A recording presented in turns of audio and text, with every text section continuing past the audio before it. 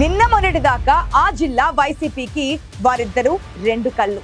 వరుసకు బావమరుదులు, అధినేతకు దగ్గరి బంధువులు కూడా. మొన్నటి ఎన్నికల్లో ఓటమి తర్వాత బావ కండువా మార్చేయడంతో ఆ స్థానాన్ని భర్తీ చేయాలని చూస్తున్న అధిష్టానానికి బావమరిదే దిక్కవుతున్నాడట. అయితే బావ ప్లేస్ ని బావమరిది భర్తీ చేస్తాడా? బావమరిది పార్టీకి పూర్వ వైభవాన్ని తీసుకువస్తాడా అనే ప్రశ్నలు తలెత్తుతున్నాయి. ఇంతకీ ఎవరా బావమరుదులు? ఏ జిల్లాలో జరుగుతుందా రాజకీయం? ఒకసారి చూద్దాం పదండి.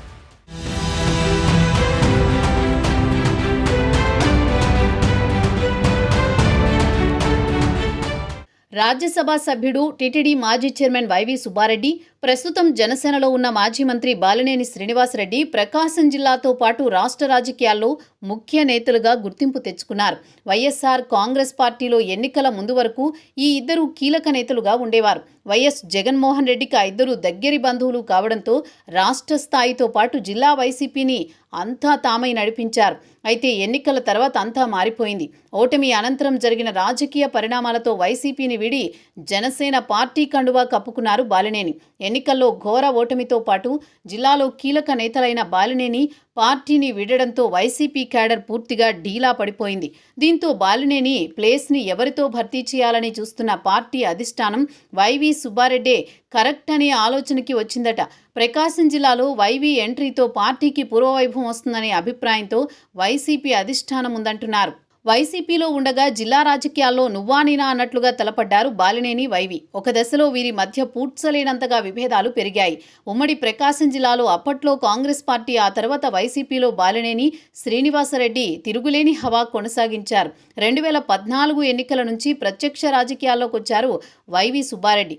ఆ ఎన్నికల్లో ఒంగోలు ఎంపీ అభ్యర్థిగా వైవి సుబ్బారెడ్డి, అసెంబ్లీ అభ్యర్థిగా బాలినేని పోటీ చేశారు. వైవి ఎంపీగా గెలిస్తే బాలినేని ఓడిపోయారు.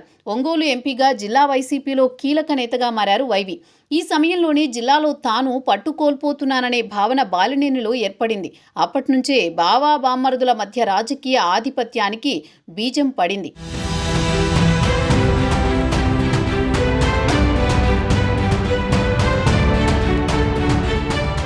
కుటుంబంతో పాటు అటు పార్టీలోనూ వైవి బాలినేని మధ్య పచ్చగడ్డి వేస్తే భగ్గుమనే రాజకీయ పరిస్థితులు ఏర్పడ్డాయి.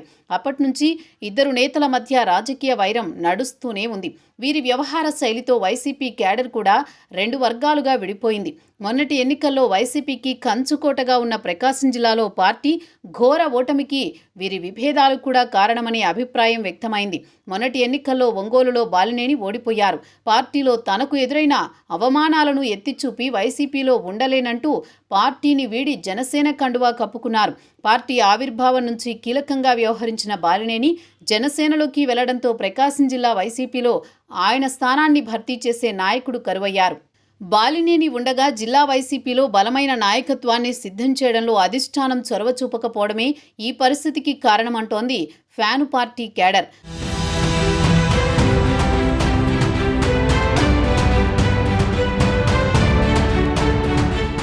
బాలినేని పార్టీ వీడడంతో ఆయన స్థానాన్ని భర్తీ చేసేందుకు ధీటైన నాయకుడి కోసం అన్వేషించింది వైసీపీ అధిష్టానం. బావ ప్లేసులో బావమరిదినే కరెక్ట్ అని చివరికి ఫిక్స్ అయిందట వైసీపీ అధినాయకత్వం. జిల్లా రాజకీయాల్లో వైవి సుబ్బారెడ్డి కీలకంగా వ్యవహరించడంతో పార్టీ క్యాడర్ కూడా ఆయనైతేనే కరెక్ట్ అనే అభిప్రాయంతో ఉందట. వైవి సుబ్బారెడ్డి రీఎంట్రీతో ప్రకాశం జిల్లా వైసీపీలో జోష్ పెరుగుతుందని అధినేత భావిస్తున్నారట.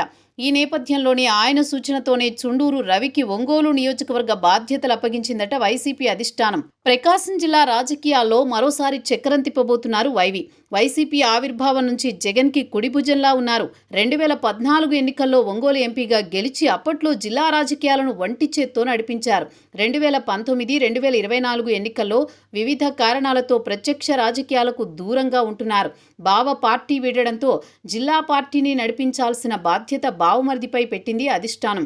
జిల్లా వైసీపీ నేతలు క్యాడర్ బాగోగులు తెలుసుకుంటున్నారు. వైవి ప్రజా సమస్యలపై పోరాటానికి రంగంలోకి దిగారు. పొగాకు వేలం కేంద్రాలను పరిశీలించి పొగాకు రైతాంగ సమస్యలను అడిగి తెలుసుకున్నారు.